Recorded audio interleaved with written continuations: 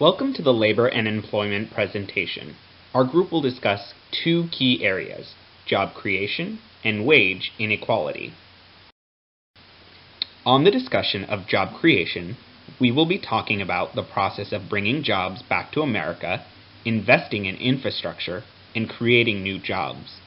On the discussion of wage equality, we will discuss raising the minimum wage and paid leave for employees.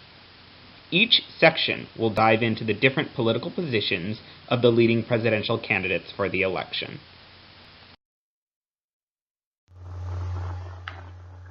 America's jobs are leaving the United States. America's biggest companies continue to move factories offshore and eliminate thousands of American jobs.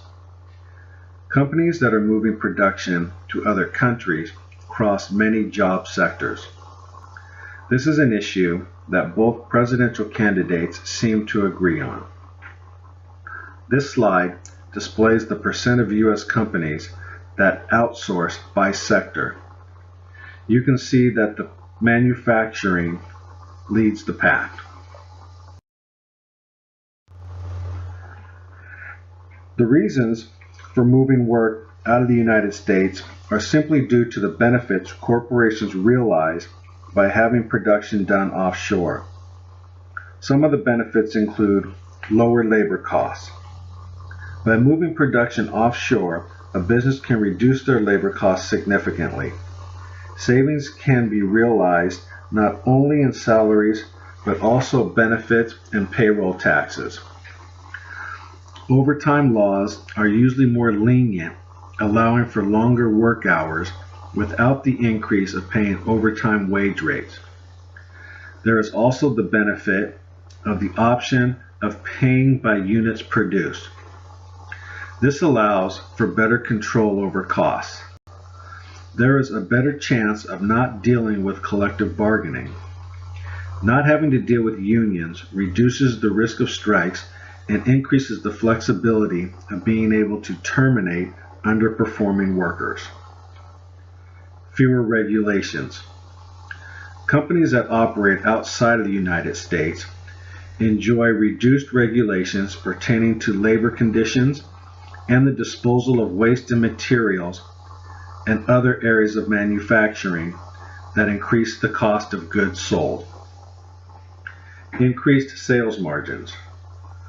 Reduced labor and operating costs allow for the ability of offering products at a lower price. This can lead to a competitive advantage over the competition in the marketplace. Lower capital costs. Significant savings can be realized by reducing your capital costs, property taxes, utilities, and other operating and overhead costs.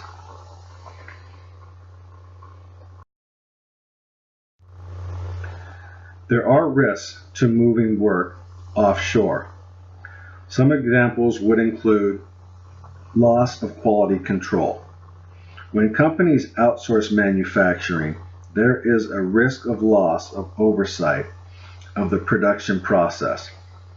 Companies often resort to having some of their own employees on site to oversee the process and ensure the quality control of their products being produced. Poor public relations.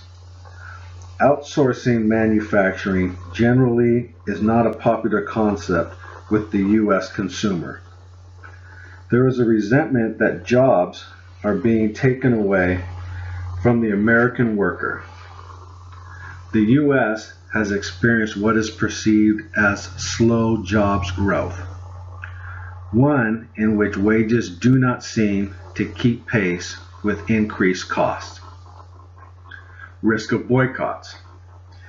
Outsourced jobs are often performed by workers who are underpaid by United States standards, overworked, or working conditions that labor unions would not allow.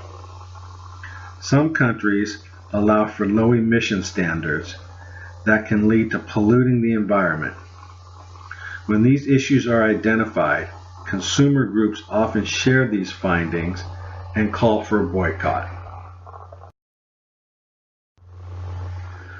This is an area where both candidates seem to agree.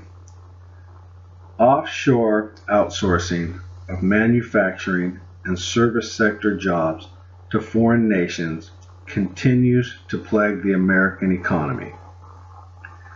Candidates stress the importance of bringing back jobs to the United States. Both have discussed imposing taxes on companies that move overseas. Additionally, enforcing existing trade laws and rejecting trade deals like the Trans-Pacific Partnership have been topics of discussion. Part of Hillary Clinton's jobs plan is to levy an exit tax on companies that move overseas. Additionally, corporations will be forced to pay back when they take tax breaks.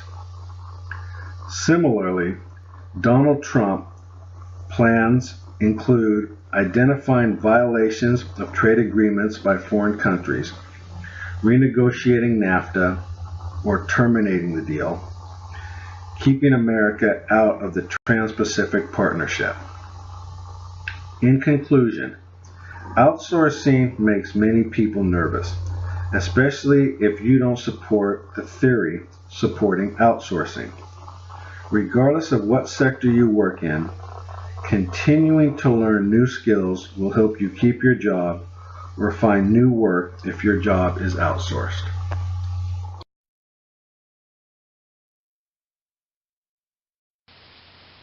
One of the largest issues surrounding the United States is our energy crisis.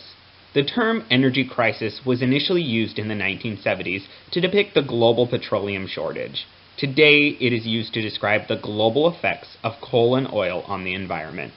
There is a need to explore clean energy ventures, not only to remove the United States' reliance on coal and oil, but to curb the effects towards the environment which is leading to global warming. By choosing to invest in clean energy, the United States can produce more jobs for American citizens and help alleviate the environmental effects. There are many different forms of clean energy investment options. As this list shows, there's 8 different options of clean energy available to the United States. Hydropower, solar power, and wind power are some of the most popular forms of clean energy, and ones that other countries are choosing to invest in. According to an article from the Political Economy Research Institute at the University of Massachusetts, significantly more jobs can be offered to clean energy ventures than for coal or natural gas combined. According to their article, for $1 million investment, it will produce 22 jobs in the mass transit sector, 17 jobs for building retrofits, 16 jobs for the biomass sector, 14 jobs for solar power, 13 jobs for wind, 12 jobs for smart grid, and a measly 7 jobs for coal and only 5 for natural gas. There's a significant opportunity to create new jobs by investing in an emerging industry. When looking to improve the labor market while lowering the environmental impacts, it is clear that clean energy industry is the direction we need to head to as a country. Now let's look at what the public opinion is surrounding clean energy. According to Eleanor Stein from America's Power Plan, while polling New Yorkers, Stein asked about their view on clean energy. Solar energy received an astounding 94% support from Stein's responders. Wind and hydropower as well measured up with a similar in the upper 80s. Unsurprisingly, coal received some of the least support, with only 29%. What we are seeing is a significant change in social norms. As more and more information becomes available about renewable energy sources, the willingness to support at any given level for oil or coal manufacturing is changing. Technological changes which have led to new industries which have made utilizing clean energy possible has helped shape the public opinion on clean energy. We know from Krugman that the U.S. labor force grows approximately 1% per year, and as Krugman explains, when opportunities diminish in one labor market, the supply in alternative labor markets increases as workers move to these other markets. With the diminishing of coal and the emphasis to move away from oil markets, it is imperative that the U.S. create alternative clean energy markets for jobs. Now, what do the two major presidential candidates think about clean energy ventures? Hillary Clinton wants to invest $1 billion into solar energy. Her goal is to specifically put solar panels on the homes of Americans. Clinton wants to cut energy waste, reduce our oil consumption, and to invest in clean energy infrastructures to support clean energy innovation and workforce development. Donald Trump does not list specific plans in his platform, but discusses putting America through an energy revolution to make us energy independent. Trump wants to continue to pursue shale fracking to release untapped natural gas, as well as open offshore and onshore leasing on federal lands for drilling. And for some reason, as part of Trump's energy plan, he plans on rescinding a significant amount of President Obama's executive actions, which he deems are job destroyers. Clinton's plan specifically aims to foster a clean energy industry by devoting a significant amount of money to start the process. Trump is correct to assert that there is a significant amount of money in untapped shale rocks. However, it ignores the significant environmental effects. As we saw with Flint, Michigan, fracking can have an immediate detrimental effects on the surrounding areas. As our analysis shows us, it is necessary to invest in clean energy, as there is not only a significant public support, but also a large return on investment in the form of job creation.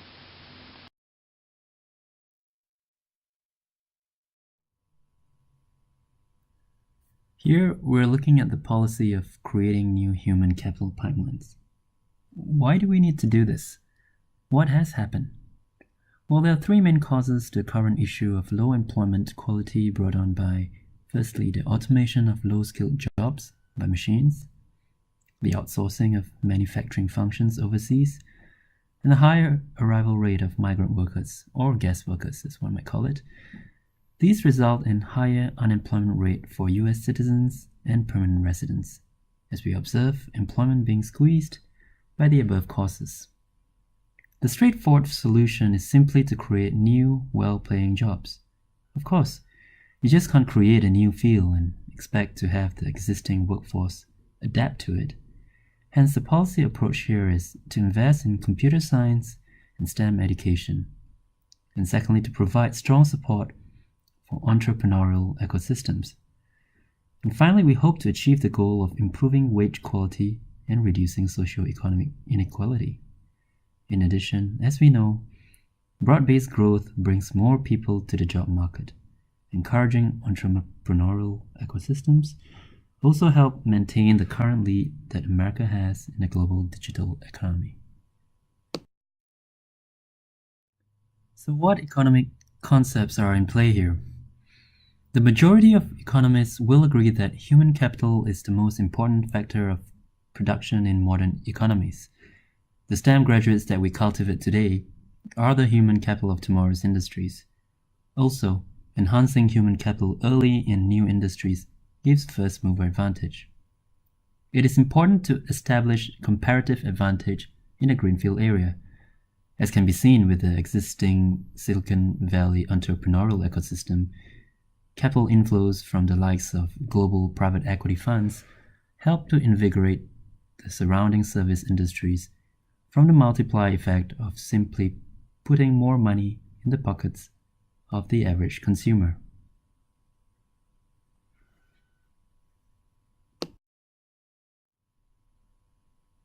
The previous two slides are actually plucked from the Clinton campaign. We found little or no Trump policies in the area of STEM education, computer science, and new industries. So here's what we think. Ultimately, automation through technology will replace most of manufacturing jobs, functions, and as such, there will not be many jobs to be brought back, as the Trump campaign will repeatedly claim. Investing in technology, or seeds of it, like education, is a better bet for America to stay ahead of the curve.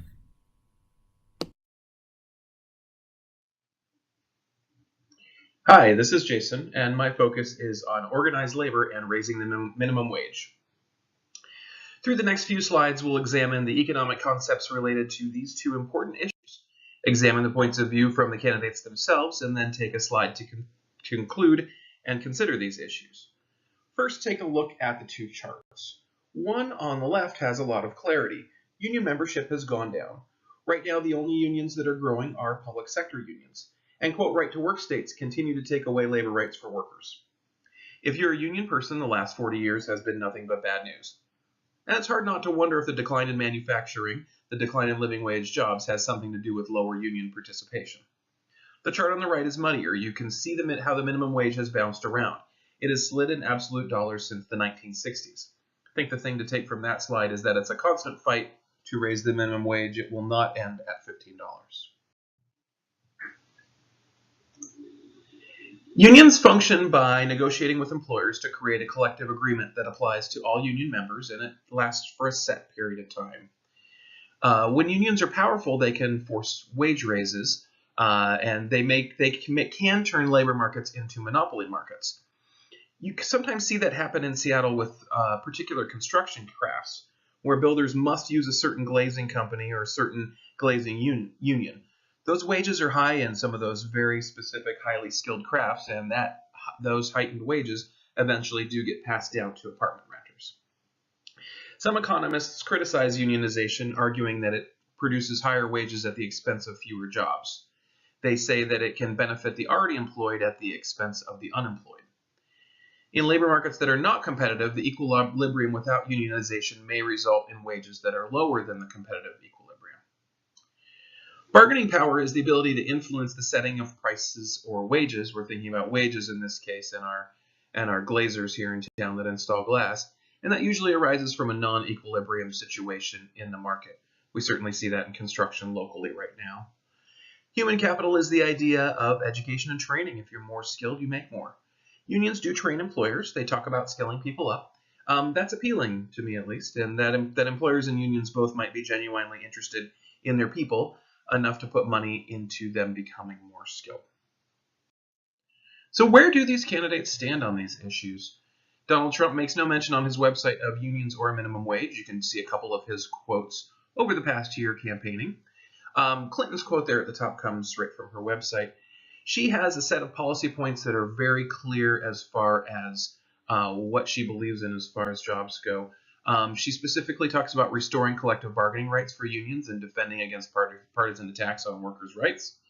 She talks about investing in good-paying jobs in infrastructure, manufacturing, R&D, clean energy, all the kind of stuff my colleagues have talked about in this presentation. She talks specifically about raising the minimum wage and strengthening overtime rules. She is, quote, a strong supporter of the fight for 15.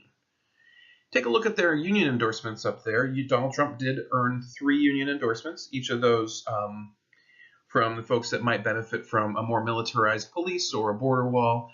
Clinton has a really wide range of union endorsements. Some of the largest in unions in the country have endorsed her. SEIU, AFSCME, which is federal, state, and municipal employees, a lot of unions and a wide variety of them as well. In the syllabus, Rich says regarding this presentation, what are your conclusions? What do you think? I work on a college campus with the highest union density in the state. I work closely with apprenticeships and unions, and I'm friends with a broad swath of union folks. But I also try to be cognizant of the issues and varying points of view. I've certainly known people in unions that have felt as powerless as those outside of unions. Overall, though, union strength and economic strength seem to me to be linked. I have to mention one bit of skepticism as well. When we talk about bringing jobs back or backing out of trade agreements, I do wonder. Not because I don't want Americans employed, my entire career is based around getting people to work, but that it all seems far-fetched that by turning down a trade agreement that jobs will come flocking back. I guess I'm also an internationalist, or whatever you want to call it as well. I want all countries, all people to thrive and find success. Yes, also far-fetched.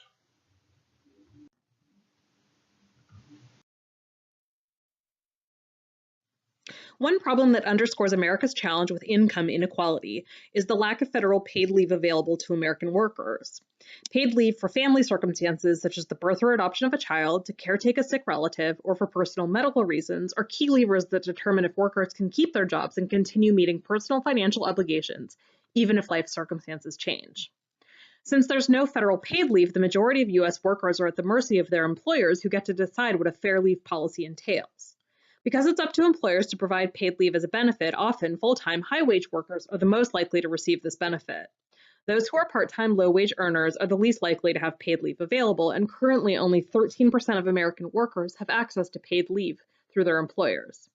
The Family and Medical Leave Act of 1993 provides some job protection in the form of an unpaid leave, but it's not available to all workers. In fact, less than 40% of workers have access to this short-term unpaid medical leave, which is furthermore not a viable option for those who cannot afford to take unpaid leave. The Bureau of Labor Statistics notes that only 5% of the lowest quartile of wage earners have access to paid family leave. 22% of the lowest quartile cannot take unpaid leave with job security, and almost half of all people paid less than $550 a week receive no paid personal leave, sick leave, family leave, or vacation leave at all. By contrast, 21% of the highest quartile workers have access to paid family leave, and only 6% are without access to unpaid leave. 90% of the highest paid 1/10 of workers have access to paid sick leave. Race, education, and class matter when it comes to leave. Access to paid leave is lowest amongst Latinos, workers with less education, and low-wage workers. Unmarried non-white women and those without a college degree have been less likely to work at companies with paid leave, and thus are more likely to suffer job insecurity if they need to take leave from work due to medical or caretaking circumstances. Census family data began demonstrating a widening income gap in the early 1970s in the U.S. that has only grown in subsequent decades. Alongside this widening income gap, the composition of the American workforce has changed. In 1970, only about half of women aged 25 to 54 were working full-time, but by the early 1990s, this number grew to 3/4 of women. As of 2010, 70% of children in the U.S. were being raised in families where all the adults work full-time, and in 2013, nearly 2/3 of families relied entirely or in part on a mother's income. 45 million children live with a mother who's in the workforce. Women's earnings still lag behind men's, which has consequences for the economic security of women and their families. Working mothers, who are more likely to be responsible for their family's health and well-being, benefit greatly from having paid leave. Another factor is the decline in trade unions in the U.S. With fewer Americans belonging to trade unions, fewer workers have collective bargaining rights to insist on more equitable leave policies being broadly available to workers.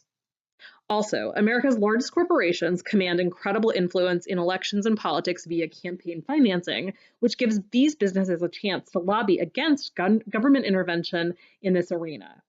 As a result, many lawmakers have been reluctant to take up the cause of paid leave until recently. In the 2016 election, both major party candidates support paid family leave policies, which is historic. Until now, family leave policies have been championed primarily by Democrats. Republicans have generally called such policies big government interference into the free market and Americans' private lives. The shift to bipartisan support for family leave makes sense. Economists have found that there are significant economic benefits of paid leave, both for individual families and for the overall U.S. economy. Some of the research benefits for individual families of reducing the disparities in leave taking between socioeconomic groups include decreased reliance on public assistance. 15% of those who receive partial or no pay during leave reported relying on public assistance to get by. Women who return to work after taking paid leave are about 40% less likely to receive public assistance in the year after giving birth than women who keep working and have no leave at all. Improved health for individuals. By expanding access to paid sick leave, this would significantly increase financial security among those who cannot otherwise afford to take time off for medical reasons. Past research has found that a significant share of families that file for bankruptcy, 25% of dual-income families and 13% of single-parent families, do so after missing work for 2 or more weeks because they were sick or they were caretaking for an ill family member, which are circumstances that would be covered by a paid family and medical leave policy. One study found that workers with access to paid sick leave are more likely to undergo certain preventive procedures like mammograms and endoscopies, which improves their overall health, decreases their medical bills, and improves their participation in the workforce. Improved opportunities for women. More than ever, families depend on women's earnings. Paid leave can help close the gender gap by increasing women's attachment to the labor force and raising their long-term earning trajectories. Women with access to paid leave are significantly more likely to return to their pre-leave employer and to maintain their pre-leave wages. They are also able to build tenure and work experience. Benefits for the overall economy include improved business productivity. Offering paid leave can boost employee morale and make it easier for businesses to retain skilled workers, thus not having to incur the sizable cost of finding and training new employees. They benefit from increased productivity and higher levels of employee satisfaction. And paid leave supports economic growth. It helps workers stay in jobs where they've developed skills, which increases overall productivity. Paid leave has been shown to increase labor force participation and employment to population ratios, especially for women. Increased productivity and labor force participation bolster economic growth. Part of ensuring a stable middle class is helping Americans balance their commitments to work and family, and access to paid leave can have positive, long-term economic effects. Over these 34 slides, we have seen that outsourcing is